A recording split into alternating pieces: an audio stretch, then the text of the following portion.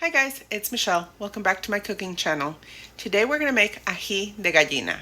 It's a Peruvian dish. Basically, it's just a chicken in a yellow pepper sauce.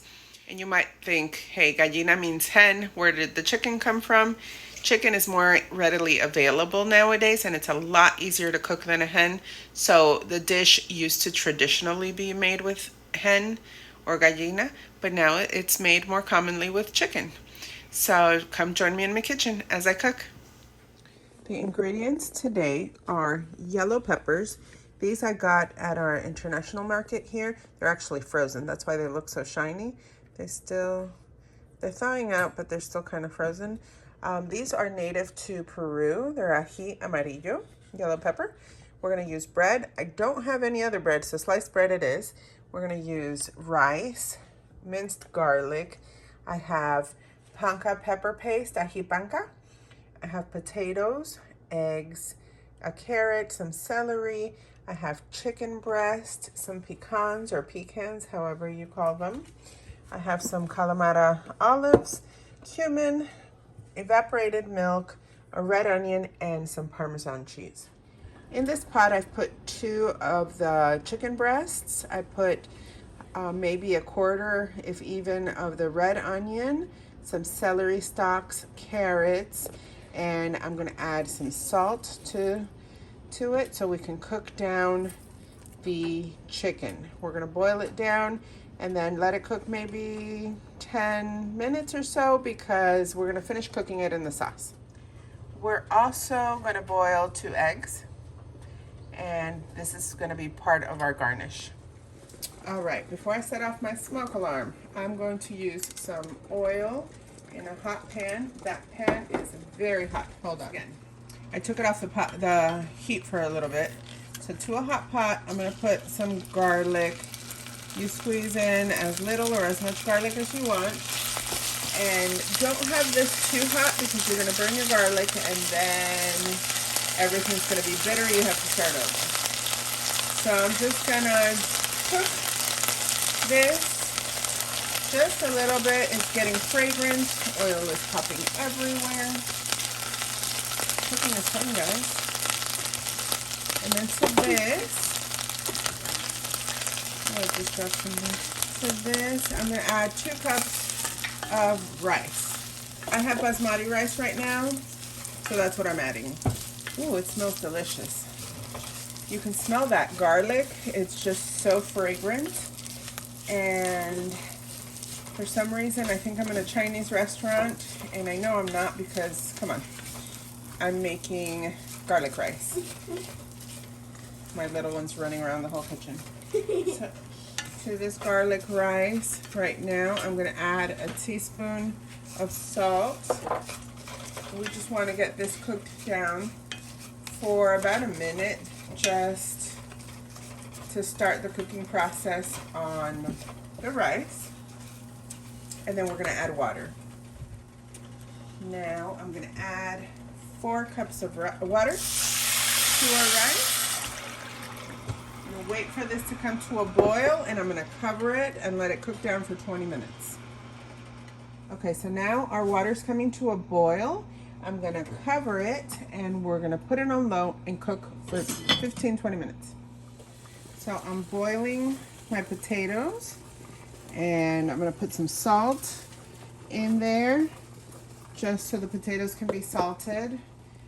While that boils away, I'm going to cut our kind of frozen pepper, and you just want to take this and leave the seeds behind. So you can cut it like that, or you can cut it in half, but I find it's easier like that, especially when it's frozen, because then it just comes all apart. The other way you can do it is grab a spoon once you cut them in half and just scrape this. This is easy as well. And that's all we're going to do to these for now. All right, now to this pot, I'm going to put some oil. That pot is also kind of hot, not super hot like last one though. And I'm going to put half of that red onion. And you want to cook this down until it starts getting translucent and almost transparent. And it doesn't matter how thick you cut these or if they're even or not, because we're going to blend them up. So I'm going to get this process started, and then we're going to add our garlic and our peppers. While we're waiting for our chicken to cool down, because I pulled it off here, I have broken this up.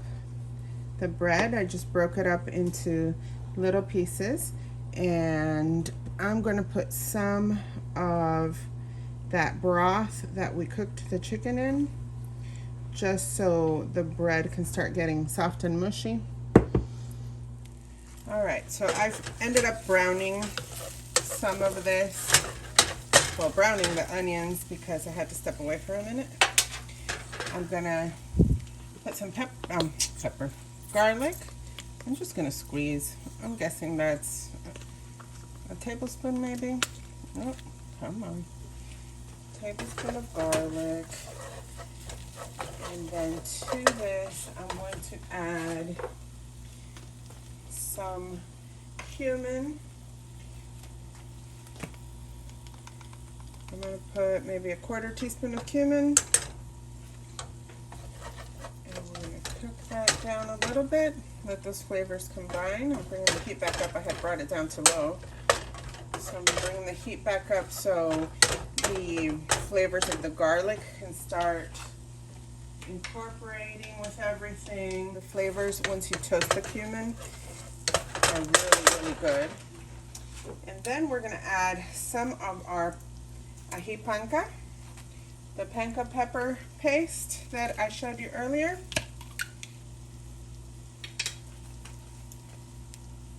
Which is this right here. Just a little bit, so maybe a 1/4 teaspoon of this as well. And that will give it a more orangey color.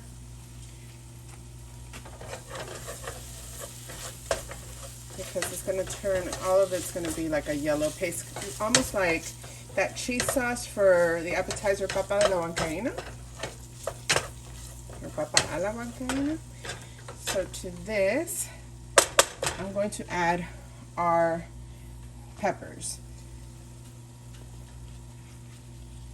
I used, that was a 16-ounce bag, so a 1-pound bag of peppers, and I used all of them except for 3 large ones. And I'm going to get this to cook down a little bit, and then we'll stick it in the blender.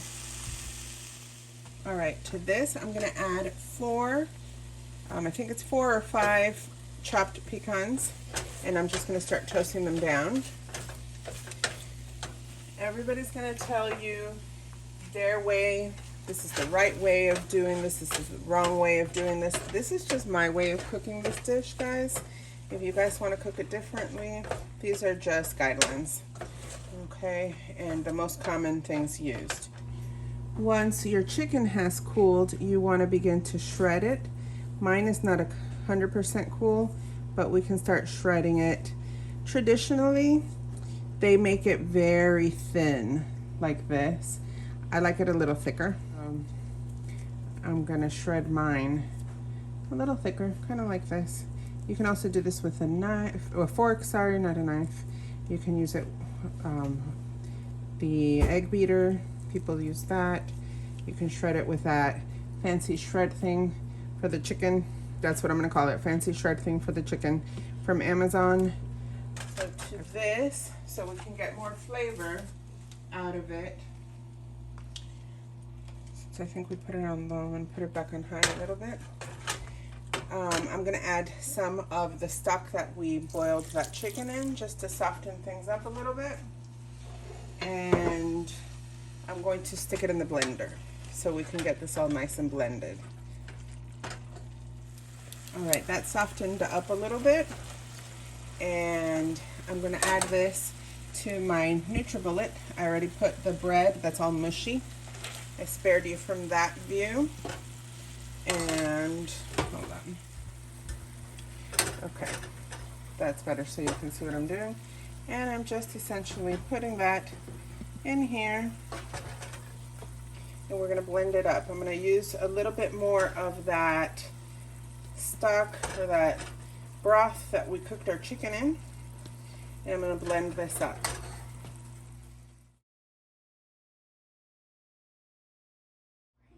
All right, so back to our same pot. I'm going to pour out our blended mixture, which is now our sauce. And I'm going to let this cook down for a little bit before I put in our chicken. We're going to add our chicken. And we're going to let the chicken finish cooking down in this. And I'm going to add a cup of milk. I was going to use evaporated milk, but when I opened it, I realized the evaporated milk is expired. So we'll be using regular milk. And we're going to cook this down. I'm going to let it come back up to heat and cook it down for about 5-10 minutes. And as we're cooking this down, you taste it and adjust for salt. I'm going to put a little bit more salt. Keep in mind, this is kosher salt, so it looks like it's a lot, but it really isn't. But use whatever salt you have and use it accordingly. If you're using Himalayan pink salt, then you're going to use a lot less because that's a saltier salt, if that makes any sense. So as this cooks down, it thickens up. That bread needs to cook and thicken, and the peppers need to cook down, and see how it's like a nice yellow color, yellowish. So right now to this, I'm going to add about a tablespoon or so of Parmesan cheese. You can use freshly shredded like I just did, or you can use the grated kind. Don't go out of your way and get fresh if you don't have. And I'm just going to let this continue cooking down a little bit and we'll plate. Okay, now it's cooked down. It's got a nice texture. And I'm going to plate it on top of this rice and potatoes. So you're supposed to put it on top of the potatoes. So I'm going to grab some of the chicken, put it on here, and then top it with sauce. It looks delicious. Now we're going to garnish. We're going to put some Parmesan cheese on top of that. You don't have to if you don't want to. I love Parmesan cheese. Some crushed toasted pecan or pecan. Olives. We're using Kalamata olives. And some boiled egg. These are nice. They were blue shelled eggs. And we're done. I am excited to taste this one. Look at that. It's so good. It's hot in here. I might be having hot flashes, so it might be me, but I'm all rosy all of a sudden, but I can't wait to try this. All right, I'm gonna get a little bit of chicken and rice with some of that sauce. Oh my gosh. I really like this dish. You can taste some of the garlic. You can definitely taste that yellow pepper. It's got a hint of spice, but it's not really spicy. Adjust it for the flavoring that you like. If you add a little bit more salt, then obviously it's saltier. You can put oregano. Some people use oregano when they're boiling their chicken. Some people don't. It's all up to you. The internet will tell you 50 million ways to cook something. You use that as a foundation. If you want to be traditional to the dish so you can taste how it's supposed to be, then go ahead and cook it that way. And then you can add your own flair. You can, not use Parmesan cheese. You cannot use the olives as garnish. This was traditionally an appetizer dish, kind of like papa a la huancaína. They served it on a bed of lettuce and put potatoes and put that chicken with the sauce on top of it. And then topped it with the egg and the olive, just like we did here, but they didn't serve it on a bed of rice. When you serve it with rice, then it becomes an entree. So I'm gonna go ahead and eat. I'm gonna turn down the AC. I'm gonna get a fan on me, and I'm gonna enjoy my evening. Hope you do as well. Okay guys, thanks again for watching. If you liked it, go ahead and hit like below, share it with all your friends, and don't forget to subscribe for more recipes. Bon appetit! Alright guys, I'm in my room. I'm confessing. I tried adding some oregano to it after it was done, and it takes it to a whole other level. So maybe add some oregano. Who knew? So I took my own advice. I wanted to make it a little bit more flavorful, and you know, sometimes I adjust the seasonings as I go because I don't really measure. So I added some oregano, and I liked it so much more. It's got a hint of sweetness, and it's not really spicy. The more pepper you add, like panca pepper, the spicier it'll get. If you don't like it, don't add it. Because if you can't tolerate spiciness, that's okay. There's no shame in that. So I hope you enjoy it.